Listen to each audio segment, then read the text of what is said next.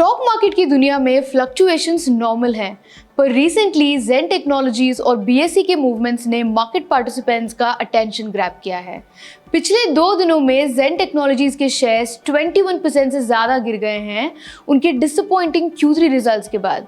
दूसरी तरफ बीएसई ने अपने शेयर प्राइस में एक जबरदस्त सर्ज देखा है, जो गोल्डमन सैक्स के 400 करोड़ रुपीस से ज्यादा के स्टेक एक्विजिशन से बूस्ट हुआ है। इस वीडियो में हम इन 2 अलग अलग कहानियों को समझेंगे, जिसमें जेन के गिरने का रीजन और बीएसई के राइज का रीजन एक्सप्लोर करेंगे।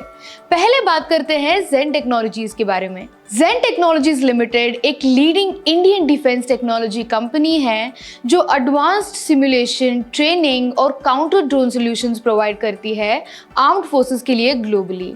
1993 में फाउंडेड और हैदराबाद में हेडक्वार्टर्ड, जेन का फोकस इंडिजीनियस डिजाइन और डेवलपमेंट पर है, जो इंडिया के मेक इन इंडिया और आत्मनिर्भर भारत इनिशिएटिव से अलाइन करता है। जेन का प्रोडक्ट पोर्टफोलियो में वाइड रेंज के सिमुलेटर्स हैं, जैसे टैंक्स, ड्राइविंग, गनरी और फ्लाइट ट्रेनिंग के लिए। ये सिस्टम्स रियलिस्टिक और कॉस्ट इफेक्टिव ऑल्टरनेटिव्स प्रोवाइड करते हैं ट्रेडिशनल लाइव ट्रेनिंग के लिए। ड्रोन्स के ग्रोइंग थ्रेट को समझते हुए जेन ने काउंटर ड्रोन टेक्नोलॉजी में भी अपनी पोजीशन बना ली है और कॉम्प्रिहेंसिव डिटेक्शन, ट्रैकिंग और न्यूट्रलाइजेशन सिस्टम्स ऑफर करते हैं। ज्यादातर फोकस यूएवी पावर और ऑटोनोमस रोबोटिक्स पर है, जिससे जेन अपने आप को कॉम्पिटिटिव मार्केट में ग्रोथ के लिए पोजीशन कर रहा है। कंपनी का ग्रोथ स्ट्रैटेजी डोमेस्टिक और इंटरनेशनल मार्केट्स को टारगेट करती है, जिसमें इंडिया में स्ट्रॉन्ग प्रेजेंस के साथ मिडिल ईस्ट, अफ्रीका और CIS कंट्रीज में भी एक्सपेंशन हो रहा है। अब नंबर्स की बात करें तो जेन टेक्नोलॉजीज ने अपने recently announced Q3 FY25 results में मिक्स्ड परफॉर्मेंस रिपोर्ट की। Revenue from operations 44% year on year से बढ़कर 141.5 करोड़ रुपीस हो गया, लेकिन सीक्वेंशियली 241.69 करोड़ रुपीस से 41.4% तक डिक्लाइन देखा गया। ये डिक्लाइन मेनली डिफेंस कॉन्ट्रैक्ट्स के साइक्लिकल नेचर और ऑर्डर एग्जीक्यूशन टाइमिंग की वजह से था। दी एबिटा मार्जिन्स 35.9% पे थे, जो कि पिछले साल 47.3% थे, लेकिन थोड़ा सा इंक्रीज हुआ है 35.1% से क्वार्टर ऑन क्वार्टर। अगर बॉटम लाइन देखें तो जेन का नेट प्रॉफिट 38.6 करोड़ रुपीस था, जो पिछले साल के 31.67 करोड़ रुपीस से 22% ज्यादा है। ये increase mostly other income 21.9 crore rupees की वजह से हुआ, पर डिसअपॉइंटिंग बात यह है कि प्रीवियस क्वार्टर के कंपैरिजन में नेट प्रॉफिट 40.8% गिर गया 65.24 करोड़ रुपीस से। अब आप ये सोच रहे होंगे कि आखिर जेन टेक्नोलॉजीज के शेयर्स क्यों गिर रहे हैं। ईयर ऑन ईयर ग्रोथ के बावजूद सेल्स और प्रॉफिट्स में सिग्निफिकेंट ड्रॉप और प्रीवियस क्वार्टर के कंपैरिजन में कंसर्न्स रेज हो गए हैं अमॉन्ग इन्वेस्टर्स, जो ऑपरेशनल स्टेबिलिटी को लेकर वरीज क्रिएट कर रहे हैं। प्रोडक्ट मिक्स की वजह से एबिटा मार्जिन्स पर प्रेशर आया, जो प्रॉफिटेबिलिटी को इफेक्ट कर रहा है। लास्टली, पिछले महीने में जेन के स्टॉक ने लगभग 50% अपनी वैल्यू को खो दी है, जो ग्रोथ विजिबिलिटी और ऑर्डर इनफ्लोस की कंसर्न्स को रिफ्लेक्ट करता है। एक और कारण ये है कि जेन के रीसेंट स्ट्रेटेजिक इन्वेस्टमेंट्स, जैसे वेक्टर टेक्निक्स में 51% स्टेक और भैरव रोबोटिक्स में 45.33% स्टेक एक्वायर करना, अब तक इमीडिएट फाइनेंशियल बेनिफिट्स में कन्वर्ट नहीं हो पाया, जिससे इन्वेस्टर कॉन्फिडेंस और लो हो गया है। इन सब के बीच जेन टेक्नोलॉजीज का मैनेजमेंट फ्यूचर को लेके ऑप्टिमिस्टिक है और उनका कमेंट्री कंपनी के आउटलुक को क्लियर करता है। अशोक अटलूरी, जेन टेक्नोलॉजीज के चेयरमैन और मैनेजिंग डायरेक्टर, ने रीसेंट फाइनेंशियल रिजल्ट्स को एड्रेस किया है। उन्होंने सीक्वेंशियल डिक्लाइन इन प्रॉफिटेबिलिटी को एक्नॉलेज किया, जो मेनली लोअर रेवेन्यू और ऑपरेशनल चैलेंजेस की वजह से था।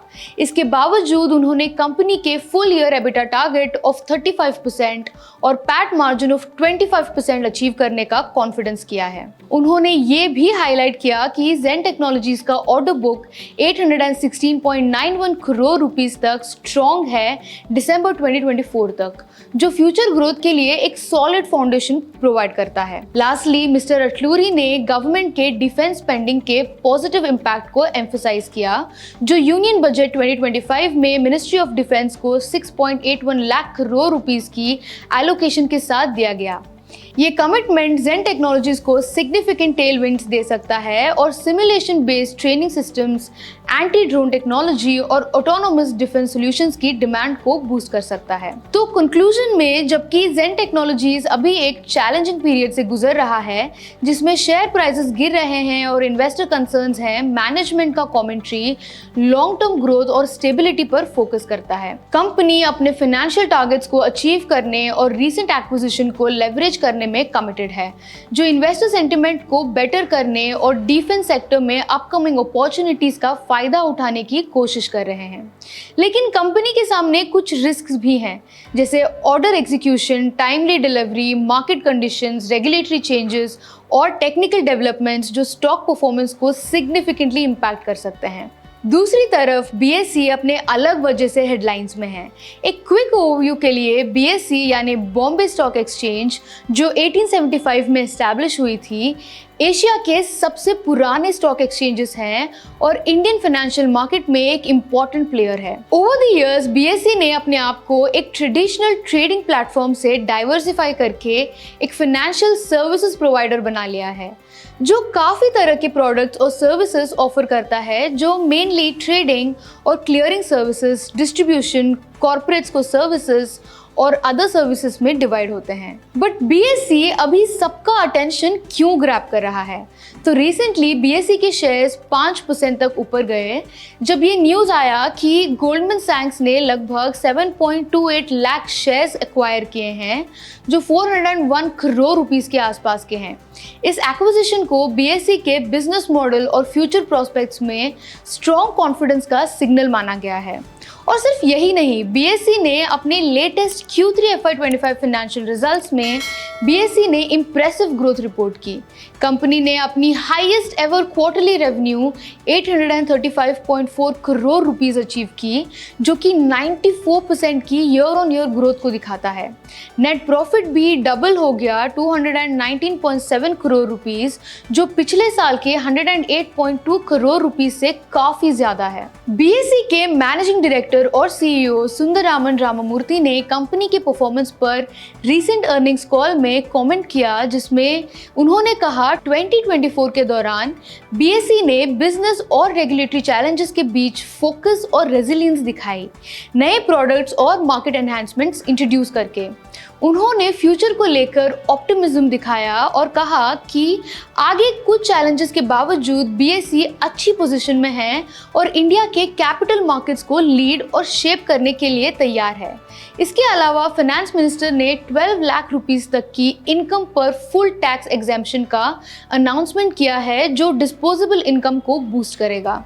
इससे कंजम्पशन, सेविंग और कैपिटल मार्केट्स को भी फायदा होगा, जो बीएसई पर लिस्टेड और अपकमिंग कंपनीज के लिए बेनिफिशियल है। तो कंक्लूजन में, जबकि जेन टेक्नोलॉजीज अपने मेजर चैलेंजेस के साथ शेयर प्राइस की शार्प डिक्लाइन का सामना कर रहा है, बीएसई इन्वेस्टर कॉन्फिडेंस के साथ हाई है स्ट्रेटेजिक स्टेक परचेजेस की वजह से।